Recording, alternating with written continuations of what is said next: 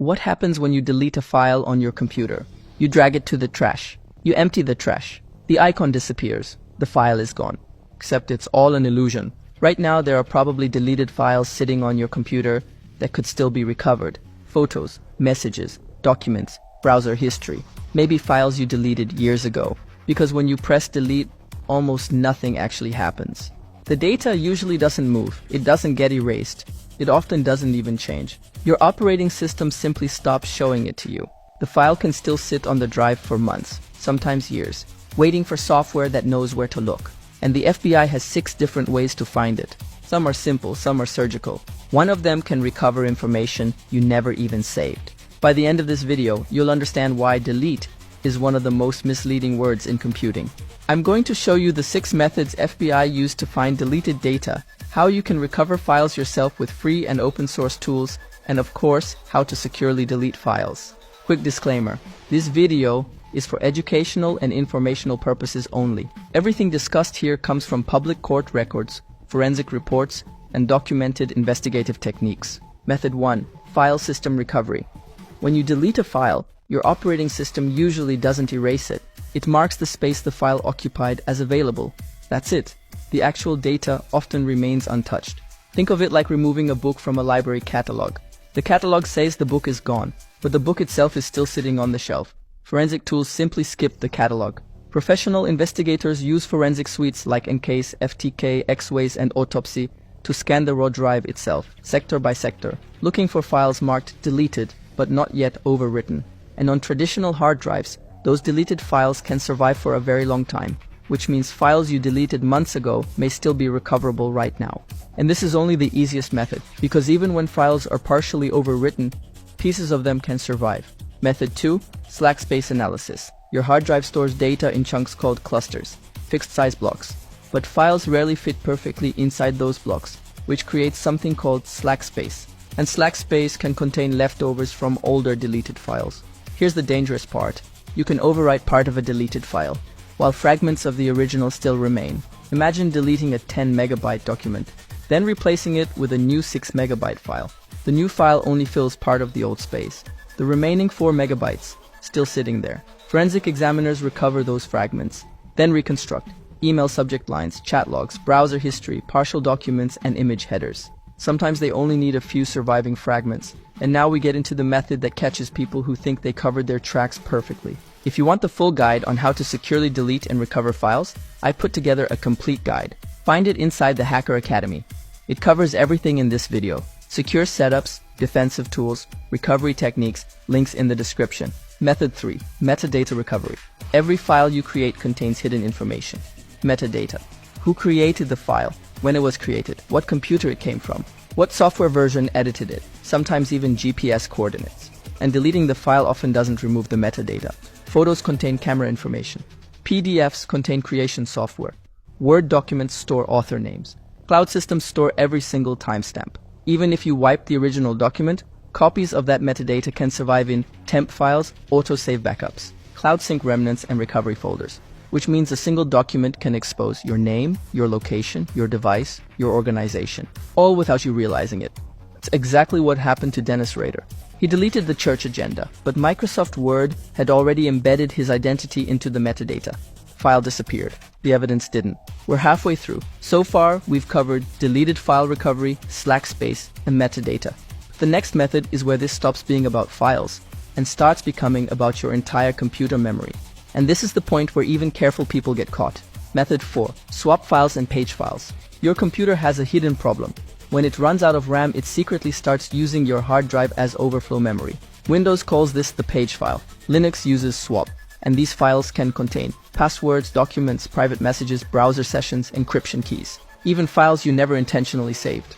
That means your computer may still contain plaintext copies of information you thought only existed temporarily. And most people have no idea these files even exist. Here's what makes this worse. The page file can survive reboots, file deletion, and browser clearing. Even secure deletion of the original file, because the original file was never the only copy. The same thing happens with hibernation files. When your laptop sleeps, Windows writes the contents of RAM to disk. Everything you had open, every password loaded into memory, every encryption key currently active, saved, recoverable, which means investigators don't always need your files. Sometimes your operating system already saved them for them. And if your data ever touched the cloud, the situation gets even worse. Method 5. Cloud and backup recovery. You think you deleted that photo from your phone. You probably didn't. Modern devices constantly create backups, automatically, silently. iCloud, Google Photos, Dropbox, OneDrive, Google Drive. Even if you delete a file locally, cloud copies can survive for weeks, months, or years, and those cloud copies are reachable by subpoena.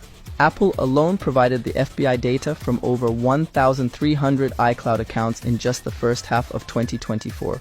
Even deleted iCloud photos remain recoverable for 30 days. And while services like iMessage use encryption, Apple still controls the backup keys for standard iCloud backups, meaning readable copies can still be provided under court order.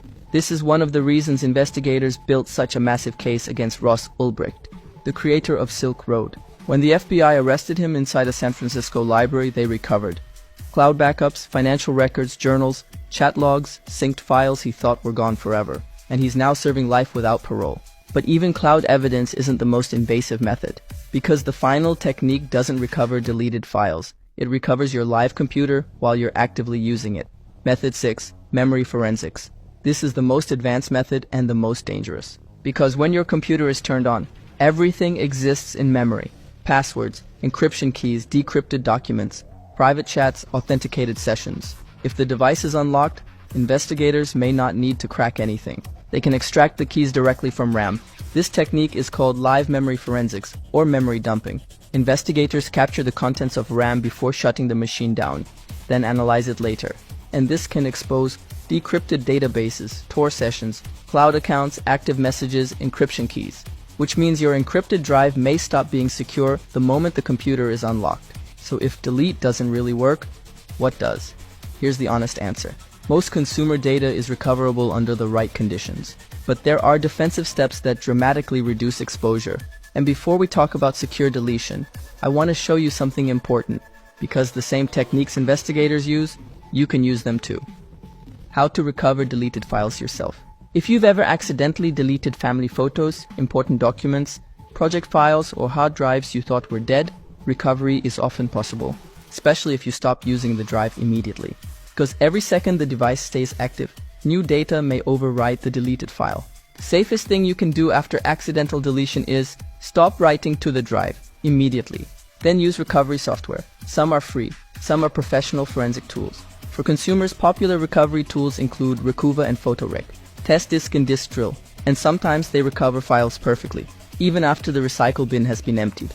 PhotoRec is especially powerful because it ignores the file system entirely. It searches for raw file signatures, which means it can recover deleted photos and videos, zip archives, documents, and PDFs, even from corrupted drives. Most people assume empty recycle bin means unrecoverable. In reality, that's often the beginning of recovery, which raises the obvious question: if deleted files are this recoverable, how do you actually delete something?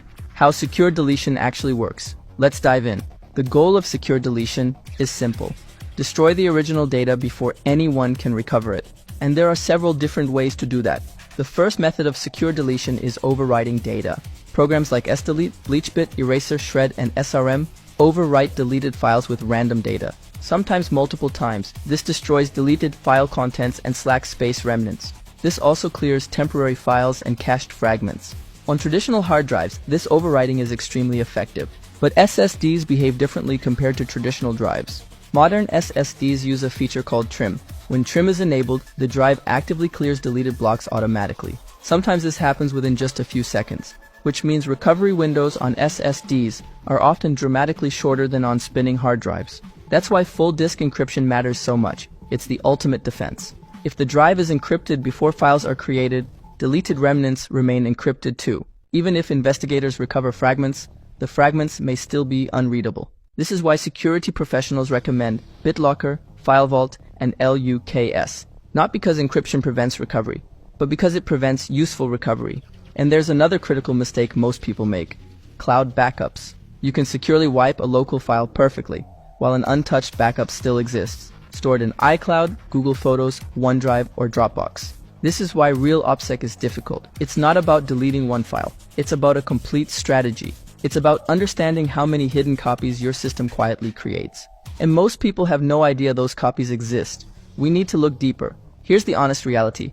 The point isn't to become untraceable. It's to be informed. It's to understand how much information your device is preserved, even after you think it's gone. And the next time you press delete, you'll know the file is actually still there.